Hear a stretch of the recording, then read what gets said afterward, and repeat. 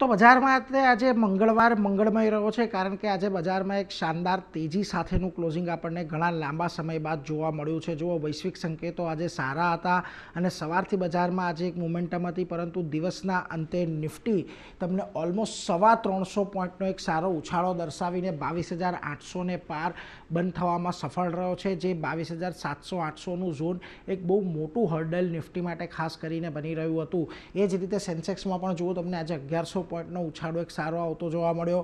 Nifty bank લગભગ તમને 950 point જેટલો વધીને 49,300ને પાર બંધ થતો દેખાયો અને મિડ કેપ અને સ્મોલ કેપ આ બંનેની અંદર આજના દિવસે તમને એક સારી તેજી જોવા મળી છે। એટલે ઓવરઓલ આજના દિવસે એક શોર્ટ કવરિંગ જે નીચેના સ્તરેથી આવ્યું છે, એને લઈને બજાર ખૂબ સારા સ્તરો પર બંધ થયું છે।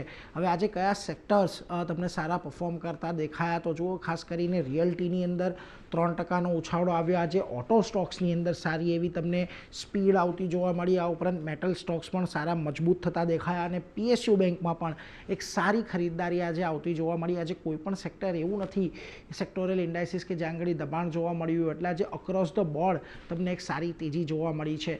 સ્ટોક સ્પેસિફિક વાત કરીએ તો નિફ્ટીના ફ્રન્ટ પરથી આજે આઈસીઆઈસીઆઈ બેંક દિવસભર બજારનો હીરો રહ્યો છે। લગભગ 3.25%ની તેજી અહીંયા આવતી જોવા મળી। ત્યારબાદ આપણને એમએનએમ, શ્રીરામ ફાઇનાન્સ, એલએનટી જેવા કાઉન્ટર રહ્યા કે જ્યાં પણ આજે મજબૂતી સાથેનું ક્લોઝિંગ આવતું જોવા મળ્યું।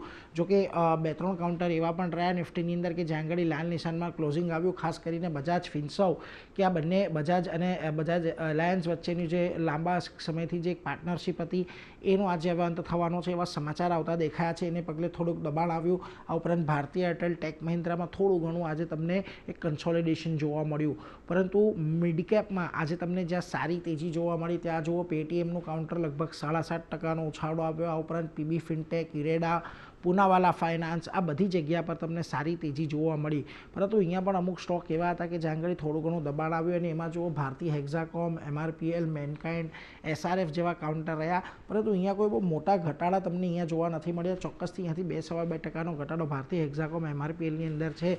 ઓવરઓલ આજના દિવસે હવે આપણે 23,800ની ઉપર જે ક્રુશિયલ રેઝિસ્ટન્સની વાત આપણે કરી રહ્યા હતા, 22,800ની, માફ કરશો, એની ઉપર આજે આપણે આવીને બંધ થયા છીએ। હવે અહીંયાથી અપેક્ષા એ જ બનતી દેખાઈ રહી છે કે આ 22,800ની ઉપર ક્લોઝિંગ આવ્યા બાદ અહીંયાથી આપણને તેજી આગળ વધતી જોવા મળે, તો હવે જોવાનું એ રહેશે કે 23,000 સુધી બજાર ફરી પાછું ક્યારે એક વખત જાય છે, પરંતુ અત્યારે આજે તેજી આવી છે એનાથી થોડોક તો ઉત્સાહ ટ્રેડર્સની અંદર જાગતો જોવા મળ્યો છે।